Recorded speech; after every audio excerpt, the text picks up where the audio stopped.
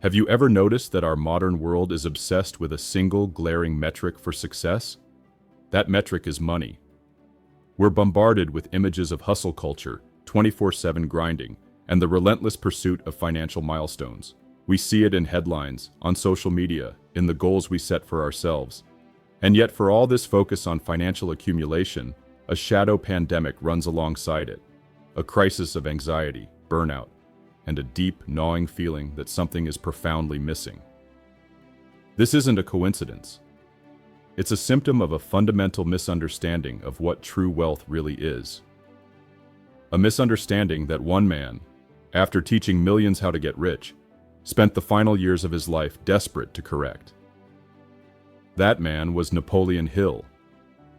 Now, if you're in the world of personal development, you know that name. Born into poverty in 1883, Napoleon Hill became the titan of the success genre. He was an advisor to presidents like Franklin D. Roosevelt, a confidant to industrial giants like Andrew Carnegie, and the author of the legendary bestseller, Think and Grow Rich. That book became the Bible for entrepreneurs, dreamers, and anyone with a burning ambition to achieve financial greatness. It's a masterpiece that has sold tens of millions of copies worldwide. But that's not the end of the story. In fact, it's just the beginning. What if I told you that the man who wrote the playbook on getting rich later realized that the game itself was flawed? What if the master of success discovered that chasing wealth, as most people do, was a trap that could lead to the exact opposite of a rich life? After a lifetime of research, interviews, and even experiencing his own devastating financial ruin after achieving immense wealth, Hill came to a profound, life-altering conclusion. At 84 years old, wiser and tempered by experience, he wrote his final testament. This wasn't just another book. It was a correction, a final, urgent message to the world.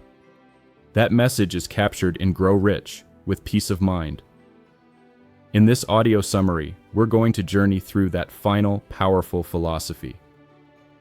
We will unpack the supreme secret that Hill believed was the key not just to money, but to a life of profound fulfillment. We will explore how to dismantle the self-imposed prisons of fear that hold us back.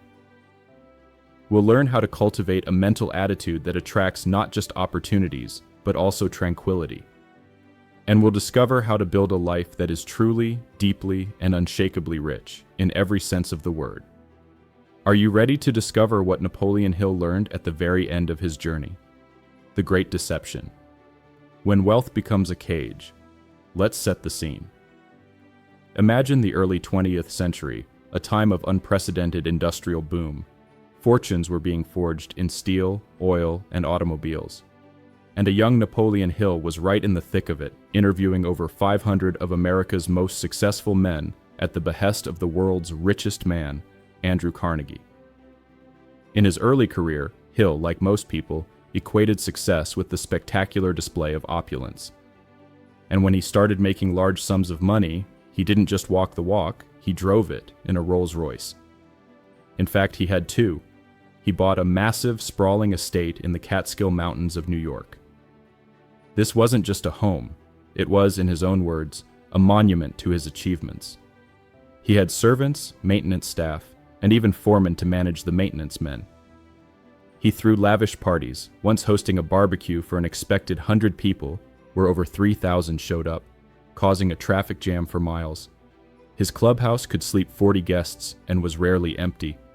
One day, he came home, desperate for a moment of peace, only to find a complete stranger asleep in his private bed. Does this sound like a rich life to you?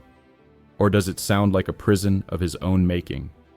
Hill was living the dream, or so it seemed. He had the money, the fame, the symbols of success. But something was deeply wrong. The very things that were supposed to represent his freedom had become his cage.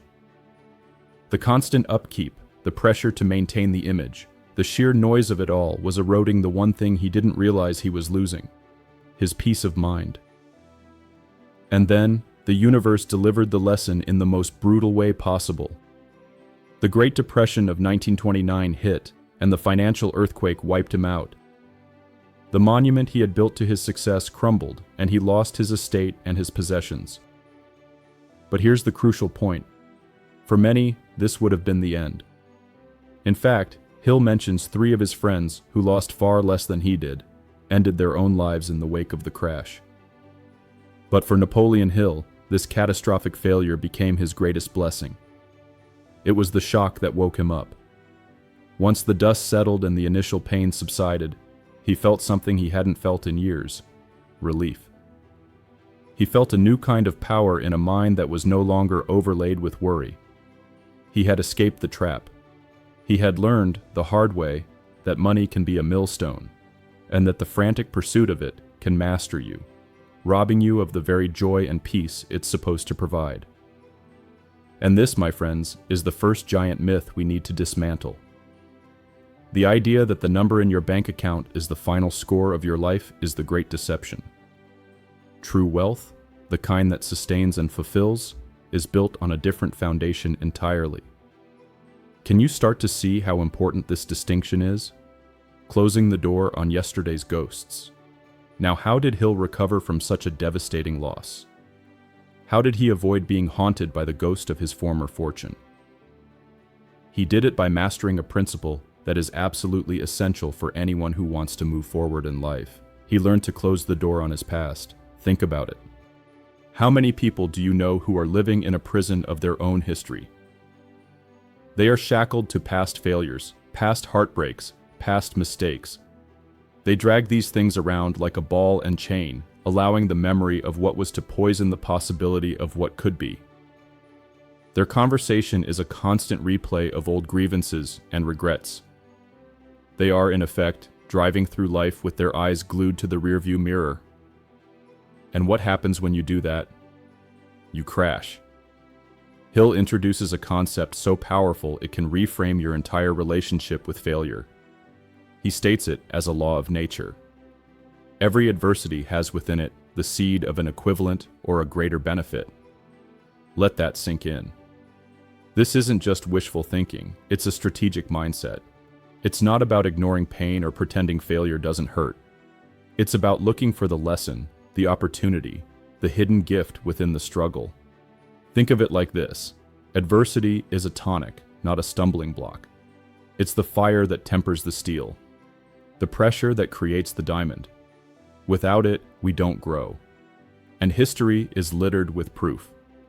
Harry S. Truman failed as a haberdasher before he became President of the United States.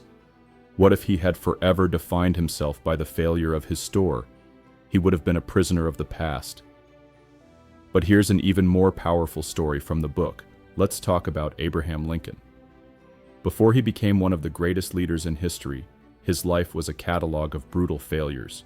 He failed in business. The sheriff sold his surveying instruments to pay his debts.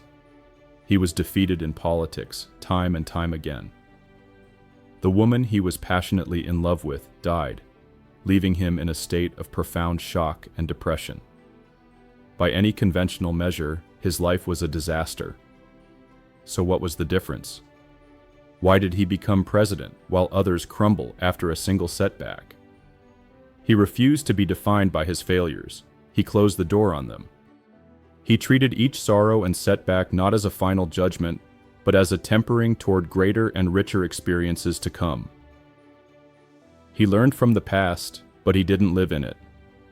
But this isn't just for famous presidents, it's for you, right now. That job you lost? It might be the seed of a new career you're truly passionate about. That painful breakup? It might be the seed of a future relationship built on true compatibility and wisdom. That business that failed? It's the seed of knowledge that will make your next venture a success. But that seed can only sprout if you close the door on the graveyard of past regrets. You have to stop watering the weeds of what went wrong and start nurturing the seed of what could go right. The past is for learning, not for living. Are you ready to close that door? The 7 jailers of the mind. If the past is one prison, Hill argues that there is an even more insidious one that most of us live in every single day without even realizing it. It's not a physical prison with bars and guards, it's a mental one. and its name is fear. Hill describes fear as prayer in reverse. Think about that metaphor. When you pray, you appeal to constructive, positive forces. When you fear, you are appealing to the forces of destruction. You are focusing all your mental and emotional energy on the very thing you don't want to happen. And what you focus on, you attract. Fear is the most powerful of all the negative emotions, a man-made devil that demands endless sacrifices of our potential and our peace of mind. But it's not just one big, vague fear. And here comes the interesting part. Hill identifies 7 specific, basic fears that act as the jailers of the human mind. As I list them, I want you to honestly ask yourself which of these jailers has a key to your cell. 1. The fear of poverty. This is the big one. It's not just the fear of not having enough. It's a family fondness for poverty that can be passed down through generations. It's the mindset that settles for less, that sees scarcity instead of opportunity, that believes deep down that God intended them to be poor. This fear paralyzes action and dulls the courage needed to break free. Hill's advice? Stop fearing poverty and start seeing it as the launching pad from which you take off. 2. The fear of criticism. How many brilliant ideas have died in the minds of people who were terrified of what others would think?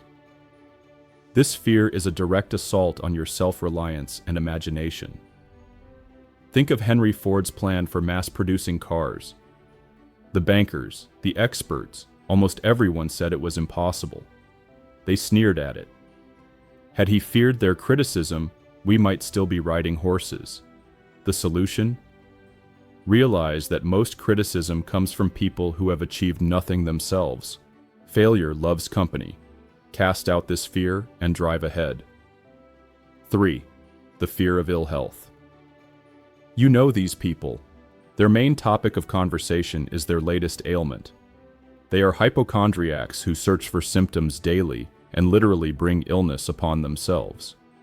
Hill was writing about psychosomatic illness long before it was widely accepted. His insight was profound. The mind tends to transmute its dominant beliefs into their physical equivalent. If you constantly believe you are sick, your body will obey.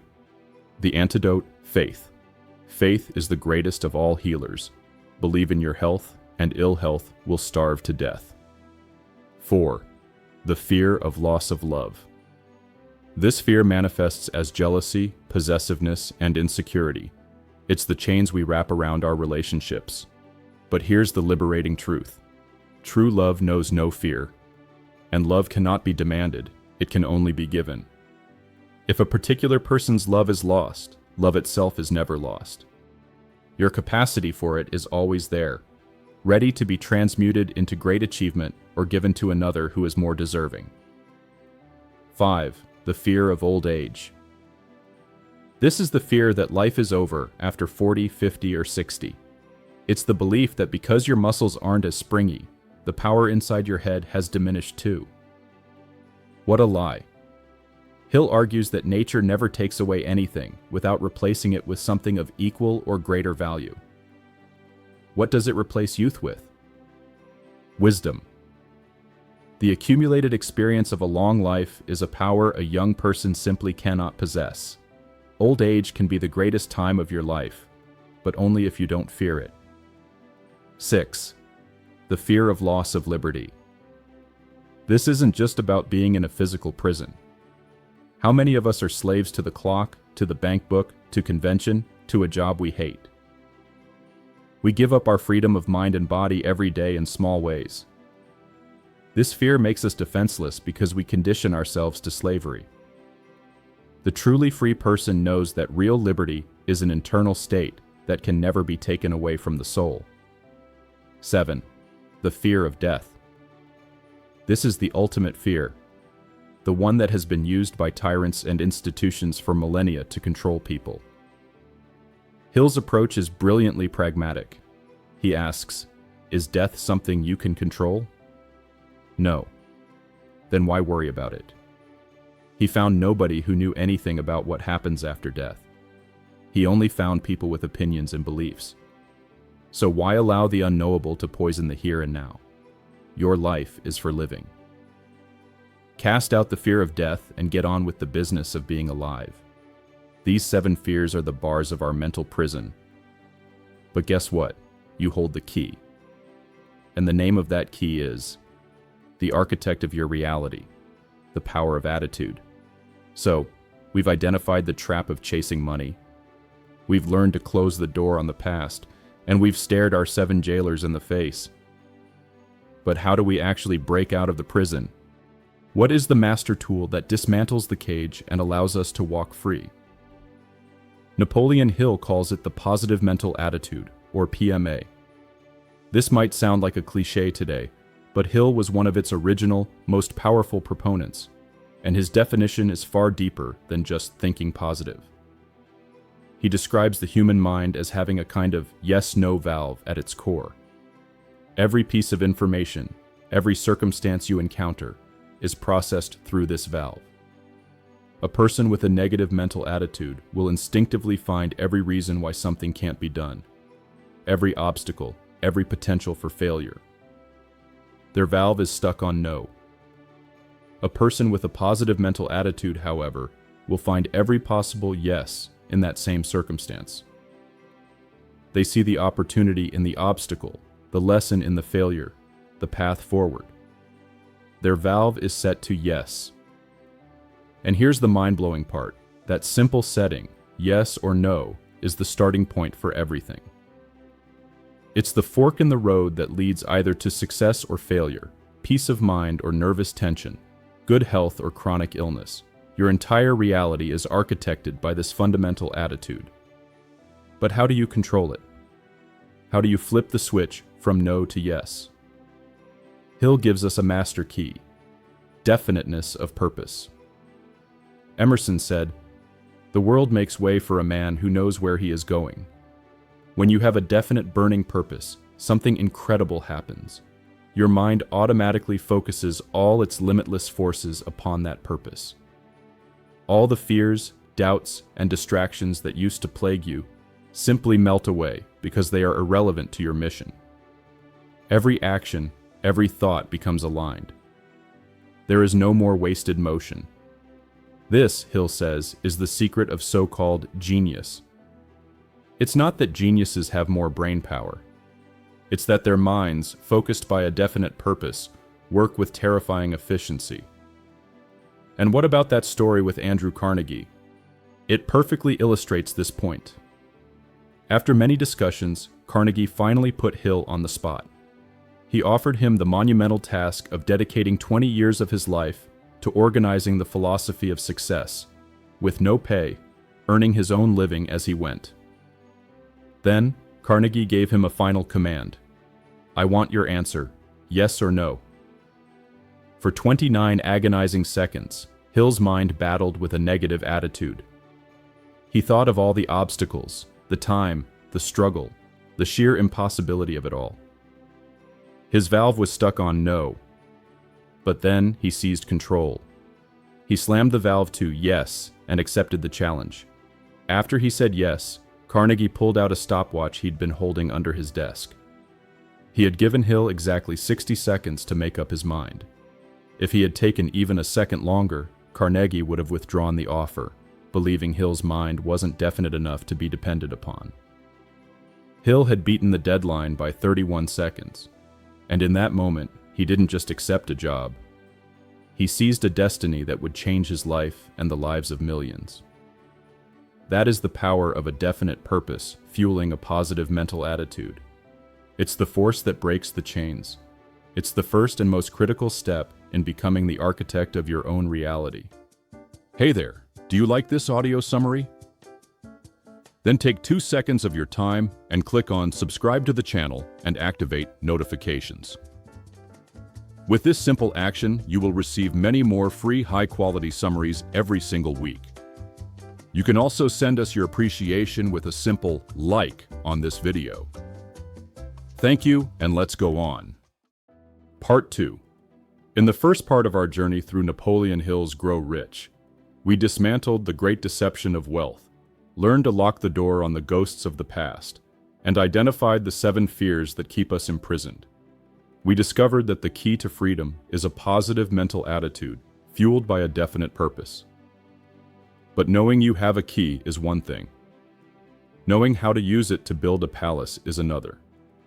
In this second part, we are going to explore the master tools of the architect. We will unveil the supreme secret that Hill spent his entire life codifying. We will learn how to build an invisible council of allies to amplify our power, how to align ourselves with the universe's unbreakable laws, and how to forge an identity so strong that success becomes its natural byproduct. This is where the theory ends and the transformation begins. The supreme secret unveiled. Throughout this book, and throughout all of his works, Napoleon Hill alludes to a supreme secret of achievement. He reveals it in pieces, lets the reader discover it, and builds a foundation for it. He believed that once you truly understood this secret, your life would never be the same. So what is it? After all this build-up, the secret is breathtakingly simple, yet infinitely profound. It is this: anything the human mind can believe, the human mind can achieve. Read that again. Anything the human mind can believe, it can achieve. Now hold on. You might be thinking, that's it?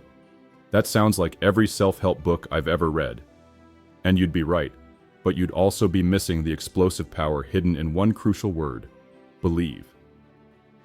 Hill makes a critical distinction that changes everything. He says there's a world of difference between a wish and a belief. A wish is a fleeting thought on the surface of your mind. I wish I had $1 million. I wish I could fly. It's passive, it's lazy, and it has no real power. A belief, on the other hand, is not something you just think. It's something that is forged in the depths of your subconscious mind.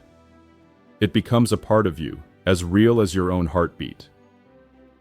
A true, deep, unshakable belief changes you on a cellular level. It can alter your glandular secretions, the content of your bloodstream, and even, as we'll see, your physical body in ways that defy medical science. This is not magic. It's the power of your subconscious mind, the hidden boss that runs the entire show. Here's how it works. Your conscious mind is like the sentinel at the gate. It questions, it doubts, it reasons. But your subconscious mind is the king in the castle. It doesn't reason. It accepts and it acts. When you can successfully bypass the doubting sentinel and plant a command, a belief, directly into the mind of the king, the entire kingdom will reorganize itself to make that command a reality. Your subconscious mind will then give new orders to your conscious mind. It will sharpen your senses to notice opportunities you were blind to before. It will give you a sudden surge of strength and resourcefulness. It will tune your mental radio to receive ideas and help from other minds that you would have otherwise missed. You'll start having lucky breaks and good fortune, but you'll know it's not luck at all. It's the inevitable result of a mind that has been programmed for success. How do you program it? Hill outlines a 6-step process of autosuggestion or self-suggestion designed specifically to do this.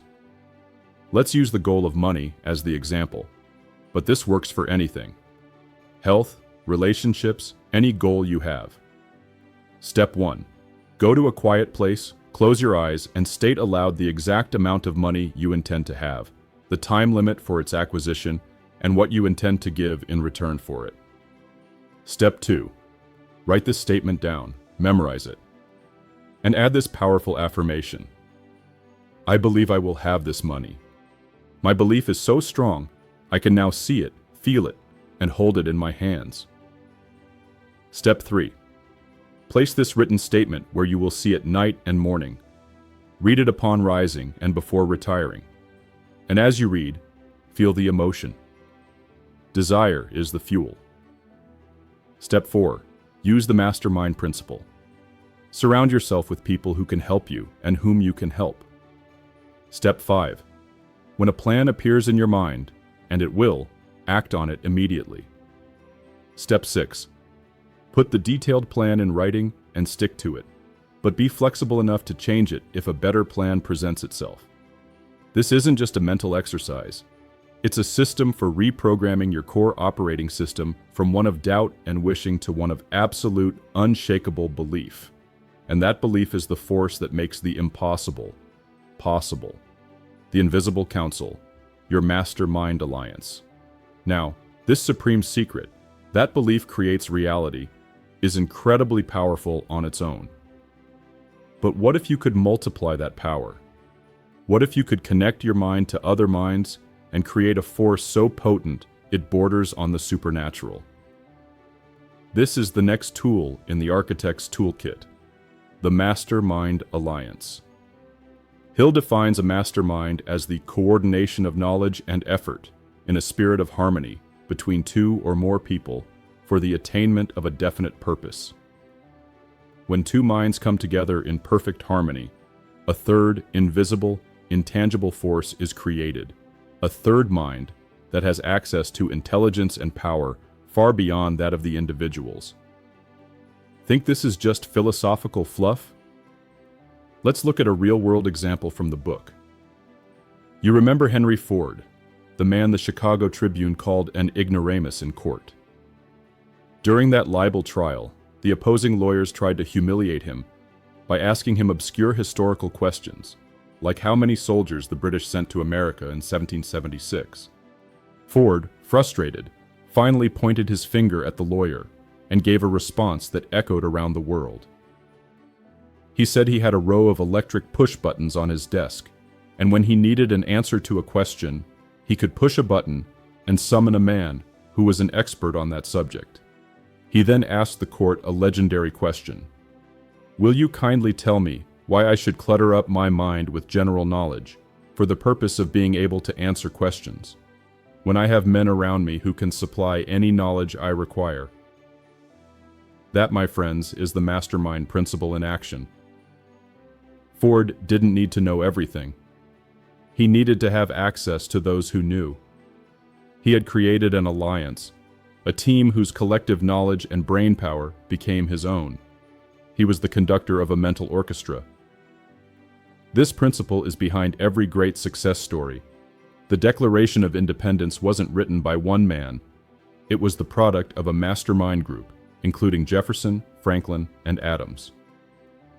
The United States Steel Corporation was built by Andrew Carnegie's mastermind of 50 specialists. The science of personal achievement itself was born from Hill's Mastermind Alliance with over 500 of America's most successful men. So, how do you create your own? It's not just getting a few friends together. There are rules. Choose carefully. Select 2 or more people who are in perfect harmony with you and each other. Disharmony will kill the connection instantly. Have a definite purpose. Your alliance must be focused on a clear, shared goal. Meet regularly, at least once a week. Consistency builds the mental connection. Maintain perfect harmony. This is the most crucial rule. There can be no ego, no jealousy, no hidden agendas. It requires absolute trust and openness. When you form this alliance, you're not just sharing information. You are creating a psychic and spiritual vortex.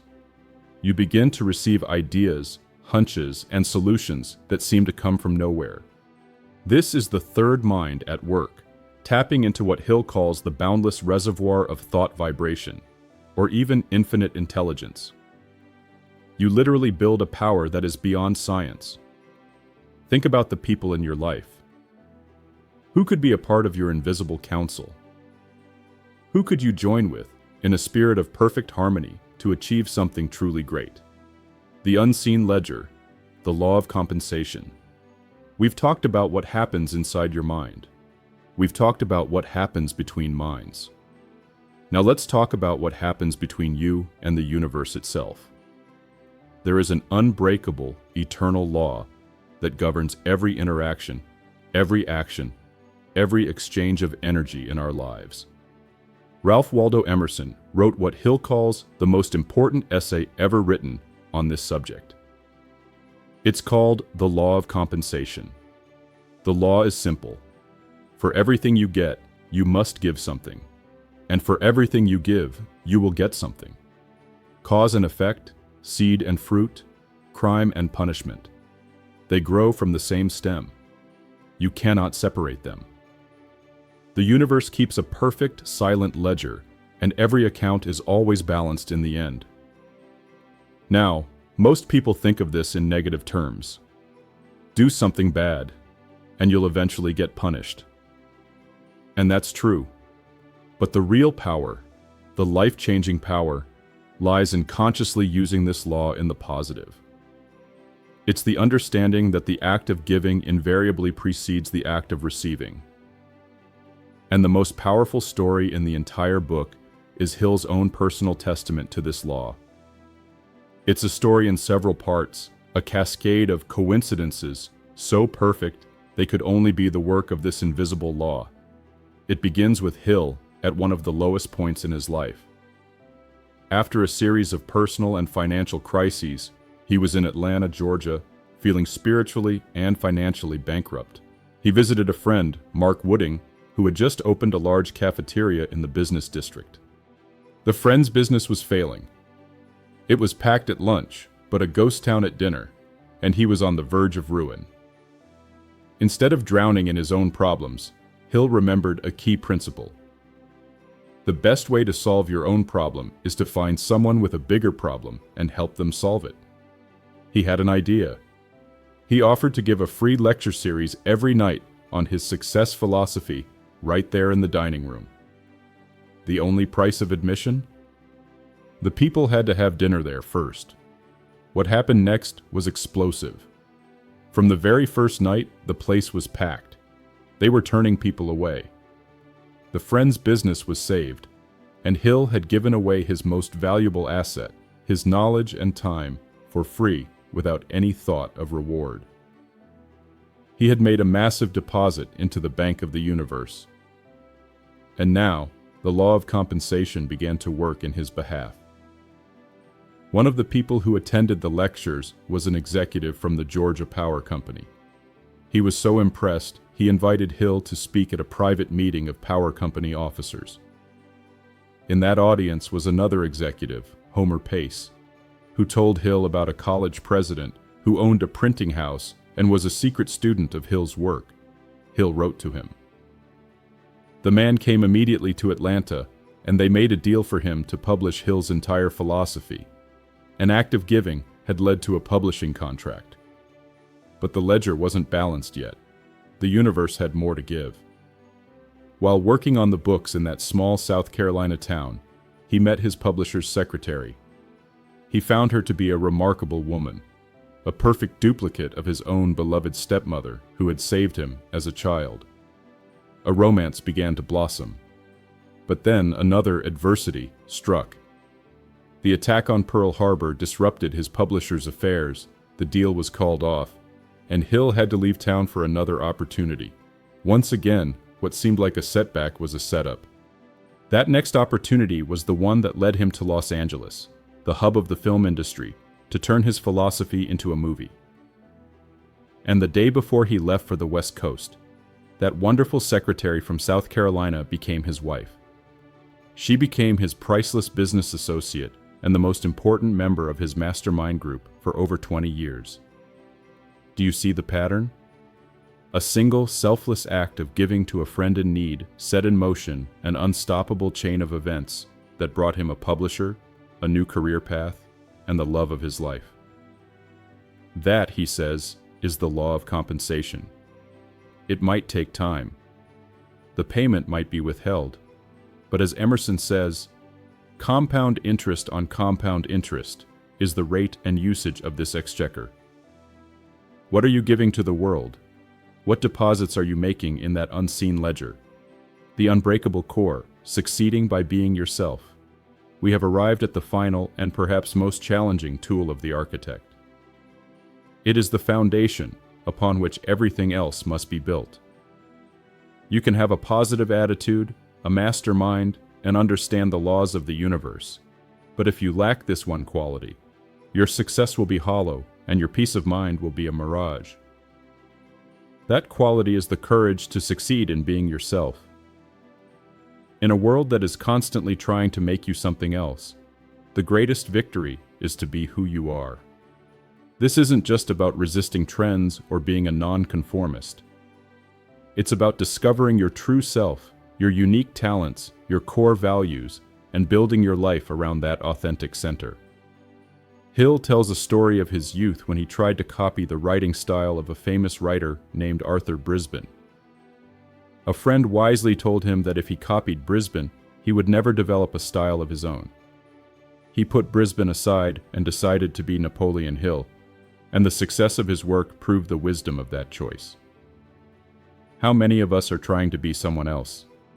We try to keep up with the Joneses financially, or we imitate the personality of a mentor, or we sell out our dreams for a big opportunity that isn't really ours. Hill recounts being offered a massive salary, $25,000 a year, a fortune in those days, to become a ghostwriter for the Rockefeller interests. It was a golden ticket, but it meant giving up his own name, his own mission, his own identity. He turned it down flat. People told him he was crazy, that he'd made a huge mistake, but he knew that to trade himself for money was the worst bargain a man could make. In being himself, he succeeded in being successful. This requires a profound level of self-control, especially over your emotions. The man who is master of himself does not seek revenge. He is slow to accuse and quick to forgive. He maintains his poise under all circumstances. He is not a leaf blown about by the winds of public opinion or the storms of his own temper. He is a mountain. Hill tells a humbling story about a time he lost his temper with a janitor in his building. The janitor had been turning off the lights on him, and one day Hill exploded in a tirade of profanity. The janitor, a man who was scarcely literate, simply looked at him, grinned, and said, "Why, you're a little excited today, ain't you?" In that moment, Hill realized that the janitor, with his perfect poise, was the better man. He was so shamed that he went back and apologized, and in that act of apology, he resolved never again to lose control of the self he was building. Being yourself means you are the master of your fate and the captain of your soul, because you have taken possession of your own mind. You are not bound by instinct like other creatures. You are bound only by the pattern you set up in your own mind. And you are limited by nothing else. Your blueprint for a richer life. We have come to the end of our journey, but it is the beginning of yours. We have traveled through the profound wisdom of Napoleon Hill's final masterpiece, Grow Rich with Peace of Mind. We've learned that the frantic chase for money is a trap, and that true, lasting wealth is built on the bedrock of inner peace. We've learned to close the door on the past, understanding that every adversity holds the seed of a greater benefit. We have faced the 7 fears that seek to imprison us, and have been given the key of a positive mental attitude. We have unveiled the supreme secret, that anything the mind can believe, it can achieve, and learned the art of autosuggestion to program our subconscious for inevitable success. We've discovered how to form a mastermind alliance to multiply our power, and how to align ourselves with the cosmic law of compensation, knowing that what we give, we shall receive.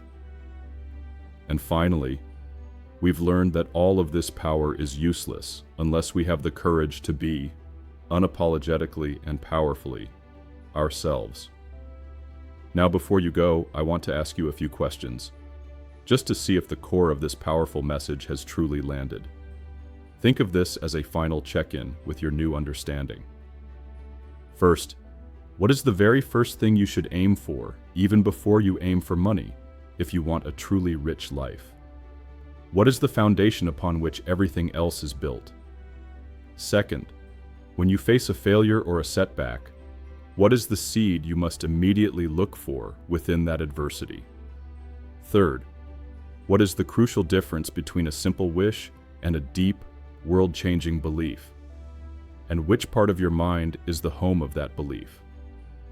And finally, if you were to start building your own mastermind alliance tomorrow, who are the first 2 people you would invite? And what is the one unbreakable rule you would establish for that group? Think about your answers. The more clearly you can articulate them, the more deeply you have integrated this philosophy.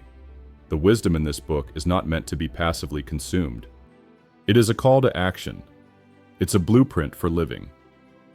Don't let this be just another interesting summary you've heard. Choose one principle, just one, that resonated with you the most, and commit to applying it in your life, starting today. Perhaps it's creating your auto-suggestion statement. Perhaps it's closing the door on a past regret.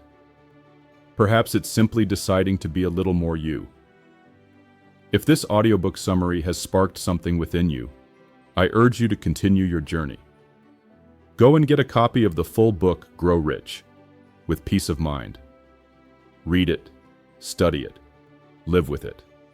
Let it become your companion on the path to a life that is not just financially successful, but deeply, truly, and peacefully rich. The life the Creator gave you is yours to live. Go and live it.